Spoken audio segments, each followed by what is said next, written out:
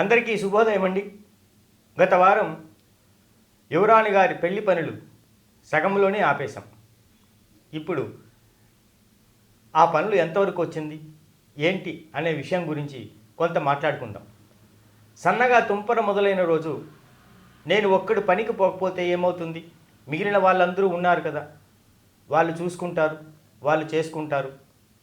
తీరా మహారాజు గారు గుర్తించి అడిగితే ఏదో ఒక కారణం చెప్పి తప్పించుకోవచ్చు అని ప్రతి ఒక్కరూ అనుకోవడం వల్ల ఆ రోజు పనికి ఎవరూ వెళ్ళలేకపోతారు.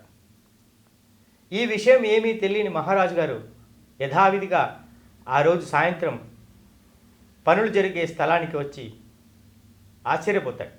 ఎందుకంటే ఒక్కరంటే ఒక్కరు కూడా పనికి రాలేదు. మొన్నటి రోజు పనులు ఎక్కడ నిలిచిపోయిందో అక్కడే ఉంది. అక్కడే ఉన్న ఒకరిద్దరు గ్రామస్తుల ద్వారా విషయం తెలుసుకొని వెంటనే పని వాళ్ళందరికీ కబురు పంపిస్తాడు. ఆలస్యమైన రాజాజ్ఞ కాబట్టి పని వాళ్ళందరూ అక్కడికి వడివడిగా చేరుకుంటారు. అందరినీ ఉద్దేశించి మహారాజు గారు, ఈరోజు ఎందుకు ఎవ్వరూ పనిలోకి రాలేదు? మీరేమైనా సహాయ నిరాకరణ చేస్తున్నారా అని ప్రశ్నిస్తాడు. అందుకు మహారాజు గారు, అలాంటిది ఏమీ లేదు, కానీ ఈ ఒక్కరోజు నేను మాత్రం పనికి పోకపోవడం వల్ల వచ్చే నష్టమేమీ లేదు కదా. మిగిలిన వాళ్ళందరూ పనులు చేసుకోగలరు. మహారాజు గారు అడిగితే ఏదో ఒక సాకు చెప్పి తప్పించుకోవచ్చు అని అందరూ అదే విధంగా అనుకున్నాము. అందుచేత ఈరోజు పనిలోకి ఎవరూ రాలేకపోయాము, మన్నించండి అని వేడుకుంటారు. మహారాజు గారు కూడా వాళ్ళని ఏమీ అనకుండా, సరే, రేపటి నుంచి ఇలాంటి పొరపాట్లు ఏమీ చేయకండి, పైగా ముహూర్తం దగ్గర పడుతోంది, అందుచేత కొంత ఎక్కువ సమయం కూడా పనులు చేయాల్సిన అవసరం ఎంతైనా ఉంది, కాబట్టి రేపటి నుంచి ఒక్కరు కూడా మానకుండా పని చేయండి అని చెప్పి అంతఃపురానికి వెళ్తూ ఒక మాట చెప్తాడు. ఆ మాట విన్న వెంటనే అక్కడున్న పని వాళ్ళందరిలో ఏదో తెలియని ఉత్సాహం, అరే, ఈరోజు పనికి రాకపోవడం వల్ల మనం ఎంత పొరపాటు చేశాం అనే భావన అందరిలో కలిగింది. తరువాత ఆ రోజు గడుస్తుంది. మరుసటి రోజు తెల్లవారుజామున అందరూ పనులకు సిద్ధమవుతున్న తరుణంలో నిన్నటి రోజు తుంపరగా మొదలైన వర్షం ఈరోజు పెద్దగా పడుతుంది. నిన్నటిలాగే అందరూ ఎవరికి వాళ్ళు, నేను ఒక్కడు పోకపోతే పని ఆగిపోదు కదా అని అనుకుంటూ వెంటనే రాజుగారు నిన్న అంతఃపురానికి వెళ్తూ చెప్పిన మాట గుర్తు తెచ్చుకొని అందరూ హడావుడిగా ఎంతో ఉత్సాహంగా వర్షం పడుతున్నా లెక్క చేయకుండా అందరూ పనిలోకి వచ్చేస్తారు. ఇలా కొన్నాళ్ళ పాటు ఎక్కువ సమయం పనిచేస్తూ పెళ్లి పనులను పూర్తి చేస్తారు.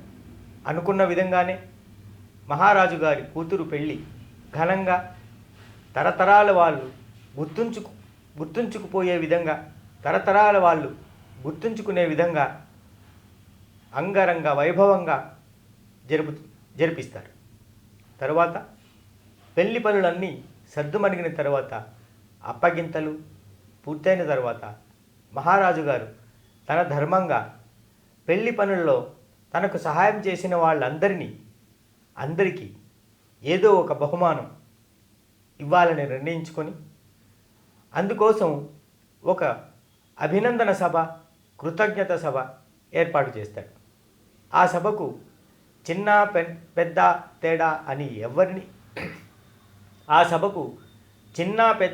అని లేకుండా, చిన్న పని చేసిన వాళ్ళు, పెద్ద పని చేసిన వాళ్ళు, ముఖ్యమైన పని చేసిన వాళ్ళు అన్న తేడాలు ఏమీ లేకుండా ఎవరెవరైతే ఆ పనుల్లో పాలు పంచుకున్నారో వాళ్ళందరినీ ఆహ్వానించి వాళ్ళందరికీ ఇతోధికంగా సన్మానించి బహుమానాలు అందజేసి చివరిగా ఒక మాట అడుగుతాడు.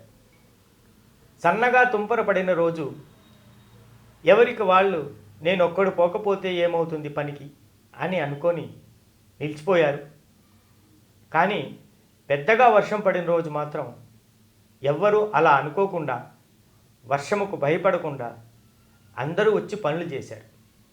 మరి తుంపర పడిన రోజు ఎవ్వరూ రాకపోవడానికి, పెద్దగా వర్షం పడిన రోజు అందరూ రావడానికి ఏమిటి తేడా, కారణం ఏంటి అని అందరినీ ప్రశ్నిస్తాడు. అందరి నోట ఒకటే సమాధానం. ఆ సమాధానం ఏమిటి అనే విషయాన్ని మరొక అంకంలో మరొక రోజు మాట్లాడుకుందాం. అంతవరకు మన ప్రయత్నాన్ని మాత్రం మానుకోవద్దండి సుమా. సెలవు.